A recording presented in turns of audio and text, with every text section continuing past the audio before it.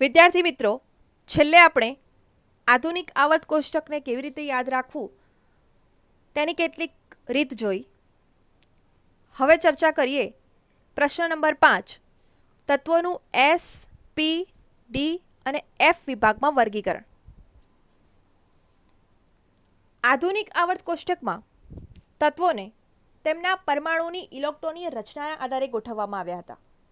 ઇલેક્ટ્રોનની રચના એટલે કે પરમાણુ ક્રમાંકના આધારે ગોઠવવામાં આવ્યા છે. તત્વની જે કક્ષકમાં ઇલેક્ટ્રોન છેલ્લે ભરાય છે તેના આધારે તત્વોનું એસ, પી, ડી અને એફ વિભાગમાં વર્ગીકરણ થઈ શકે. વિદ્યાર્થી મિત્રો, જ્યારે આ વર્ગીકરણ કરવામાં આવ્યું તે દરમિયાન હાઇડ્રોજન અને હિલિયમ આ બંને તત્વો છે તે અપવાદરૂપ તરીકે જોવા મળ્યા. હવે શા માટે હાઇડ્રોજન અને હિલિયમ અપવાદરૂપ તરીકે વર્તે છે તેની આપણે માહિતી મેળવીએ. તો સૌપ્રથમ વાત કરીએ હિલિયમની. તો વિદ્યાર્થી મિત્રો, હિલિયમની ઇલેક્ટ્રોનની રચના કેટલી છે? તો 1s2. હિલિયમની ઇલેક્ટ્રોનની રચના 1s2 હોવાથી તે એસ વિભાગનું તત્વ હોઈ શકે. એસ વિભાગના તત્વની અંદર તેનો સમાવેશ હોવો જોઈએ, પરંતુ આવર્ત કોષ્ટકમાં તેનું સ્થાન પી વિભાગના સમૂહ 18ની અંદર થાય છે. તો તેનું કારણ શું હોઈ શકે? પી વિભાગનો સમૂહ 18, જેને આપણે કહીએ છીએ ઉમદા વાયુ અથવા તો નિષ્ક્રિય વાયુ, જેની ઇલેક્ટ્રોનની રચના છે NH2NP6, એટલે કે સંપૂર્ણ ભરાયેલી સંયોજકતા કોષ. તો અહીં તમે જોઈ શકો છો કે હિલિયમની ઇલેક્ટ્રોન રચના કેવી છે? 1s2, જે NH2NP6ની માફક, મતલબ કે સમૂહ 18ની જેમ સંપૂર્ણ ભરાયેલી સંયોજકતા કોષ છે. તે ઉપરાંત કહી શકાય કે આ હિલિયમ જે તત્વ છે તેના ગુણધર્મ સમૂહ 18ના અન્ય તત્વોની માફક છે. અને આપણને ખ્યાલ છે કે જે તત્વોના ગુણધર્મ સમાન હોય તે તત્વોને એક સમૂહની અંદર ગોઠવ્યા છે. તો આમ જે હિલિયમ છે તે સમૂહ 18ની અંદર તેનું સ્થાન આવે છે. હવે વાત કરીએ હાઇડ્રોજનની. હાઇડ્રોજનની ઇલેક્ટ્રોનની રચના છે 1s1. માટે તેની ઇલેક્ટ્રોન રચના એસ વિભાગના સમૂહ 1 NS1 પ્રકારની છે. તો આને સમૂહ 1ની અંદર મૂકી શકાય. પણ જો તે એક ઇલેક્ટ્રોન મેળવશે તો સમૂહ 18ના તત્વોની માફક સંપૂર્ણ ભરાયેલી સંયોજકતા કોષ ધરાવશે. એક ઇલેક્ટ્રોન દાખલા તરીકે તે મેળવે તો શું થશે? 1s2. સમૂહ 18ના તત્વોની માફક એટલે કે NH2NP6, મતલબ કે સંપૂર્ણ ભરાયેલી સંયોજકતા કોષ. જો એક ઇલેક્ટ્રોન મેળવશે તો સમૂહ 18ના તત્વોની માફક ઇલેક્ટ્રોન રચના ધરાવશે. આમ જોવા જઈએ તો જે હાઇડ્રોજન છે તે સમૂહ 17ના તત્વોની જેમ વર્તન કરે છે. કોના જેમ વર્તન કરે છે? સમૂહ 17ના તત્વો.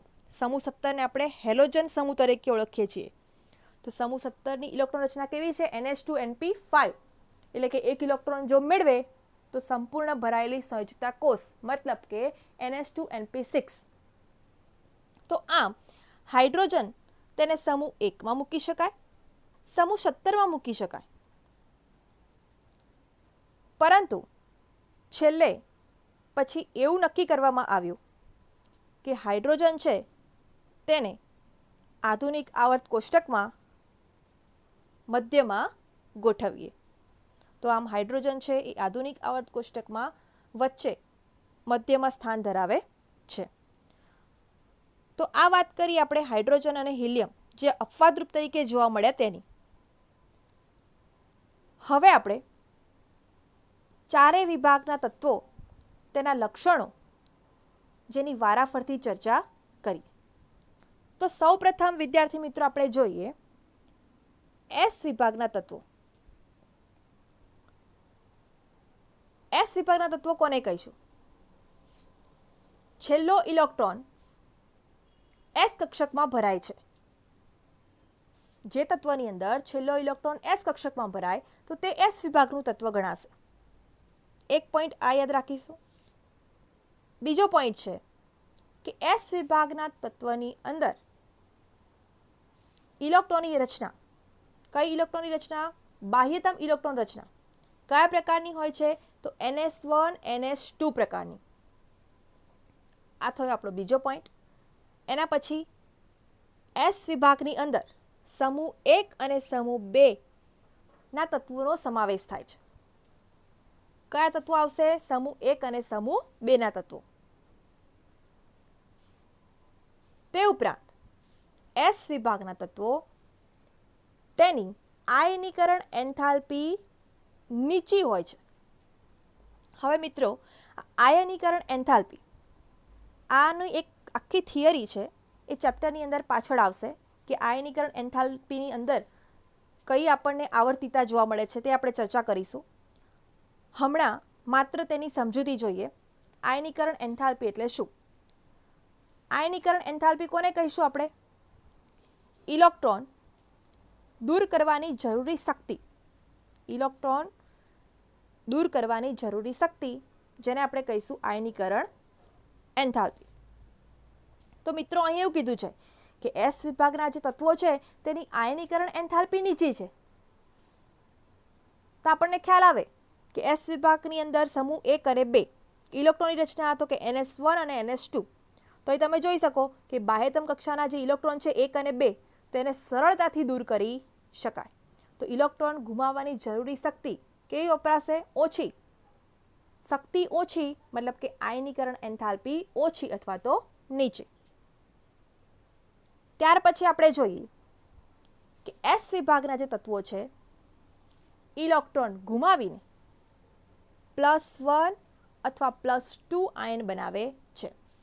જો સમૂહ 1 હશે તો +1, સમૂહ 2 તો +2 આયન બનાવશે. ત્યાર પછી સમૂહમાં ઉપરથી નીચે જતા ધાત્વીય લક્ષણ અને પ્રતિક્રિયાત્મકતાનો ગુણધર્મ વધે છે. તો મિત્રો, આ ખાસ ધ્યાનમાં રાખીશું કે એસ વિભાગની અંદર સમૂહમાં તમે ઉપરથી નીચે આવો છો તે દરમિયાન ધાત્વીય લક્ષણ અને પ્રતિક્રિયાત્મકતા વધે છે. મિત્રો, અહીં આપણે કીધું કે એસ વિભાગના તત્વોની અંદર પ્રતિક્રિયાત્મકતા વધે છે. તો પ્રતિક્રિયાત્મકતા વધારે હોવાથી એસ વિભાગના તત્વો એ કુદરતમાં શુદ્ધ સ્વરૂપે મળતા નથી. તે ઉપરાંત જોઈએ તો લિથિયમ અને બેરિલિયમ સિવાયના તત્વોના સંયોજનો તે આયનીય હોય છે. ફરીથી, લિથિયમ અને બેરિલિયમ સિવાયના તત્વોના સંયોજનો આયનીય હોય છે. તો વિદ્યાર્થી મિત્રો, આ આપણે ચર્ચા કરી એસ વિભાગના તત્વોની. તેની અંદર તમારે શું યાદ રાખવાનું છે? તો પહેલો પોઈન્ટ કે છેલ્લો ઇલેક્ટ્રોન એસ કક્ષકમાં ભરાશે. બાહ્યતમ ઇલેક્ટ્રોનની રચના NS1 NS2 પ્રકારની. કયા તત્વોનો સમાવેશ થાય છે? સમૂહ 1 અને સમૂહ 2. આયનીકરણ એન્થાલ્પીનું મૂલ્ય કેવું છે? ઓછું. કેવી ધાતુઓ છે? તો કે પ્રતિક્રિયાત્મક ધાતુઓ છે. ઇલેક્ટ્રોન ગુમાવી +1 +2 આયન બનાવશે. ધાત્વીય લક્ષણમાં પણ વધારો થાય છે. પ્રતિક્રિયાત્મકતા વધારે હોવાથી શુદ્ધ સ્વરૂપે મળતા નથી. અને લિથિયમ અને બેરિલિયમ સિવાયના તત્વોના સંયોજનો તે આયનીય હોય છે. હવે આપણે જોઈએ પી વિભાગના તત્વો. એસ વિભાગના તત્વોની માફક અહીં પણ આપણે જોઈએ કે પી વિભાગના તત્વોની અંદર કયા સમૂહનો સમાવેશ થાય છે. તો પી વિભાગના તત્વોમાં સમૂહ 13 થી સમૂહ 18 નો સમાવેશ થશે. મતલબ કે તેની ઇલેક્ટ્રોનની રચના NH2NP1 થી NH2NP6 એટલે કે સમૂહ 18 જે ઉમદા વાયુ નિષ્ક્રિય વાયુ તરીકે ઓળખાય છે ત્યાં સુધી. ફરીથી ઇલેક્ટ્રોન રચના ક્યાંથી ક્યાં સુધી? NH2NP1 થી NH2NP6 સુધી સતત બદલાતી રહે છે. તે ઉપરાંત આપણે વાત કરીએ સમૂહ 18ની. સમૂહ 18 તેની પ્રતિક્રિયાત્મકતા ઓછી છે. શા માટે ઓછી છે? તો સમૂહ 18 છે તેની ઇલેક્ટ્રોન રચના છે NH2NP6, મતલબ કે તે ઇલેક્ટ્રોન ગુમાવે અથવા તો મેળવે.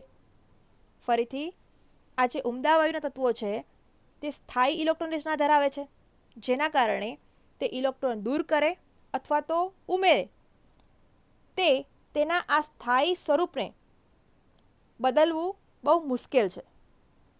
માટે તેના સ્થાયી સ્વરૂપને બદલવું મુશ્કેલ છે. માટે તેની પ્રતિક્રિયાત્મકતા ઓછી છે અને માટે તે નિષ્ક્રિય છે. ત્યાર પછી આપણે વાત કરીએ પી વિભાગના તત્વોની અંદર આપણે સમૂહ 18ની વાત કરી. ત્યાર પછી સમૂહ 17, જેને આપણે હેલોજન તત્વો કહીશું. સમૂહ 17 હેલોજન તત્વો, ઇલેક્ટ્રોન રચના NH2NP5. સમૂહ 16 ચાલ્કોજન તત્વ, ઇલેક્ટ્રોનની રચના NH2NP4. આમ આ સમૂહ 17 અને સમૂહ 16 આ જે તત્વો છે તે શું કરશે? એક અથવા તો બે ઇલેક્ટ્રોન સ્વીકારી અને ઉમદા વાયુ તત્વ જેવી સ્થાયી ઇલેક્ટ્રોન રચના બનાવે છે. શું કરશે આ તત્વો? એક અથવા બે ઇલેક્ટ્રોન સ્વીકારી અને ઉમદા વાયુ જેવી ઇલેક્ટ્રોન રચના બનાવશે. દાખલા તરીકે સમૂહ 16ની વાત કરીએ તો NH2NP4 તો બે ઇલેક્ટ્રોન મેળવશે અને NH2NP6 મતલબ કે 18મા સમૂહ જેવી ઇલેક્ટ્રોન રચના મેળવશે. સમૂહ 17 તો કે NH2NP5 તો એક ઇલેક્ટ્રોન મેળવશે અને શું બનાવશે? તો કે NH2NP6 સંપૂર્ણ ભરાયેલી સંયોજકતા કોષ. તો તેના વિશે ચર્ચા કરી છે. ત્યાર પછી કીધું છે કે આ બંને સમૂહના તત્વો ઉચ્ચ ઋણ ઇલેક્ટ્રોન પ્રાપ્તિ એન્થાલ્પી ધરાવે છે. તો મિત્રો, જેમ આપણે આગળ જોયું એસ વિભાગની અંદર કે આયનીકરણ એન્થાલ્પી, તેવી રીતે અહીં એક બીજો શબ્દ આવે છે ઇલેક્ટ્રોન પ્રાપ્તિ એન્થાલ્પી. આની ચર્ચા પણ ચેપ્ટરની અંદર આગળ થિયરીમાં કરેલી છે. તો માત્ર અહીં એની સમજણ જોઈએ. ઇલેક્ટ્રોન પ્રાપ્તિ એન્થાલ્પી, ઇલેક્ટ્રોન ગેઇન એન્થાલ્પી. શું થશે એની વ્યાખ્યા? તો એના શબ્દ ઉપરથી જ આપણને ખ્યાલ આવે. ઇલેક્ટ્રોન પ્રાપ્તિ, ઇલેક્ટ્રોન મેળવવા માટેની જરૂરી શક્તિ. હવે ઇલેક્ટ્રોન મેળવે અને ઋણ આયન બનાવે. ઇલેક્ટ્રોન મેળવશે અને ઋણ આયન બનાવશે. તો અહીં એમ કે છે કે બંને સમૂહના તત્વો છે ઉચ્ચ એટલે કે વધુ ઋણ ઇલેક્ટ્રોન પ્રાપ્તિ એન્થાલ્પી ધરાવે છે. તો આપણે એની ઇલેક્ટ્રોન રચના જોઈ છે 16 અને 17મા સમૂહની કે NH2NP4 અને NH2NP5, જેના કારણે તે સરળતાથી ઇલેક્ટ્રોન મેળવી શકશે અને ઇલેક્ટ્રોન મેળવી અને ઋણ આયન બનાવી શકશે. માટે કીધું છે કે ઉચ્ચ ઋણ ઇલેક્ટ્રોન પ્રાપ્તિ એન્થાલ્પી ધરાવે છે. ત્યાર પછી આપણે જોઈએ આવર્તમાં ડાબીથી જમણી બાજુ જતા અધાત્વીય લક્ષણમાં વધારો થાય છે. આવર્તમાં ડાબીથી જમણી તરફ જતા અધાત્વીય લક્ષણમાં વધારો થાય છે અને સમૂહમાં ઉપરથી નીચે તરફ જતા ધાત્વીય લક્ષણમાં વધારો થાય છે. સમૂહમાં ધાત્વીય લક્ષણ વધશે અને આવર્તમાં અધાત્વીય લક્ષણમાં વધારો થશે. તો વિદ્યાર્થી મિત્રો, આ આપણે ચર્ચા કરી પી વિભાગની. તેમાં આપણે શું યાદ રાખવાનું છે? તો કયા સમૂહ આવશે? સમૂહ 13 થી 18. ઇલેક્ટ્રોન રચના NH2NP1 થી NH2NP6. સમૂહ 18 ઉમદા વાયુ. સમૂહ 17 હેલોજન. સમૂહ 16 ચાલ્કોજન. એક અથવા બે ઇલેક્ટ્રોન સ્વીકારી અને શું કરશે? ઉમદા વાયુ જેવી સંપૂર્ણ ભરાયેલી સંયોજકતા કોષ તે ધરાવશે. ઉચ્ચ ઋણ ઇલેક્ટ્રોન પ્રાપ્તિ એન્થાલ્પી ધરાવે. આવર્તમાં ડાબીથી જમણી તરફ જતા અધાત્વીય લક્ષણ વધે અને સમૂહમાં ઉપરથી નીચે તરફ જતા ધાત્વીય લક્ષણ વધે છે. હવે આપણે આગળ જોઈએ ડી વિભાગના તત્વો. ડી વિભાગના તત્વોને સંક્રાંતિ તત્વો તેવું પણ કહેવામાં આવે છે. તેનું કારણ અહીં આપણે છેલ્લા પોઈન્ટની અંદર કરેલું છે કે ડી વિભાગના તત્વો છે એ એસ અને પી વિભાગના તત્વો વચ્ચે સેતુ તરીકે કાર્ય કરે છે. માટે તેમને સંક્રાંતિ તત્વો પણ કહે છે. તો આ આપણે યાદ રાખીશું કે એસ અને પી વિભાગના તત્વો વચ્ચે સેતુ તરીકે કાર્ય કરે છે, માટે તેમને સંક્રાંતિ તત્વો કહે છે. હવે અહીં જોઈએ કયા તત્વોનો સમાવેશ થશે, તો સમૂહ 3 થી 12. તે ઉપરાંત આંતરિક ડી કક્ષકોમાં ઇલેક્ટ્રોન ભરાય છે. આંતરિક ડી કક્ષકોમાં ઇલેક્ટ્રોન ભરાય છે અને તેના આધારે તેની ઓળખ થાય છે કે તે ડી વિભાગના તત્વો.